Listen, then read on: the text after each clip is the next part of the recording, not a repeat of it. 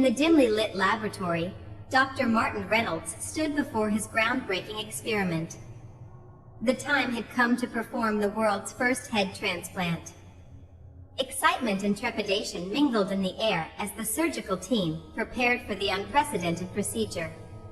Lying on the operating table was a volunteer, John Thompson, whose body was to be the vessel for the head of a terminally ill patient, Michael Harris. The hopes and dreams of countless lives rested on Dr. Reynolds' shoulders as he meticulously planned each step. The room buzzed with anticipation as the surgery commenced. The sound of beeping monitors and hushed voices filled the sterile environment.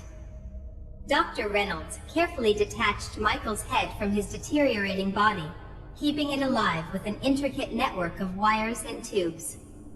Time seemed to stand still as the moment of truth approached. With utmost precision, Dr. Reynolds connected Michael's head to John's body, intertwining nerves and blood vessels in a delicate dance. The room held its breath, waiting for the miraculous fusion to occur. Suddenly, a wave of terror swept through the operating theater. The monitors blared with alarming readings, indicating a catastrophic malfunction. Panic filled the eyes of the surgical team as they realized something had gone horribly wrong. John's body convulsed violently, as if possessed by an otherworldly force. His limbs twitched uncontrollably, and his eyes rolled back, revealing only the whites. The room descended into chaos as doctors and nurses desperately tried to stabilize the rapidly deteriorating situation. But the horror had only just begun. John's body, now housing Michael's head, seemed to take on a life of its own. It thrashed and contorted, defying the laws of nature. The once hopeful experiment had unleashed a nightmare upon them all.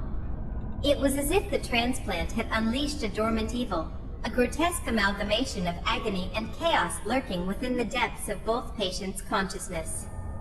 The once great doctor now stood paralyzed, witnessing the abomination he had unwittingly created. Driven by pure instinct, the abomination cornered the doctor, overpowering him with brutal force.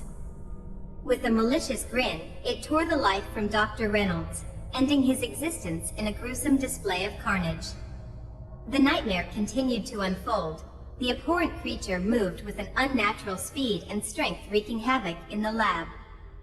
The air filled with the stench of blood and despair. The surviving members of the surgical team, driven by desperation and terror, fled the room, leaving behind their fallen colleagues. Outside the lab, the alarm bells echoed, signaling the impending doom that awaited them all. In the days that followed, the abomination roamed the halls of the once renowned medical facility, preying upon anyone unfortunate enough to cross its path.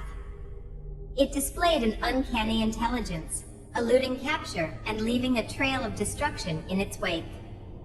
Fearing the catastrophic consequences if the abomination escaped into the world, the decision was made to lock down the facility indefinitely. The entire area was sealed off to contain the abomination's malevolence. The facility became a dark secret, hidden from the public's knowledge. Only a select few knew of its existence, and even they dared not speak of the abomination that haunted its halls. As for the abomination itself, its reign of terror was eventually brought to an end, but not without countless lives lost. The story of the ill-fated head transplant became a cautionary tale, a terrifying reminder of the consequences of playing God. Please like the video if you enjoy watching it, but beware, for what you see may haunt you. Also, subscribe to the channel and hit the notifications bell for more scary stories. And don't forget to share your thoughts and opinions in the comments section.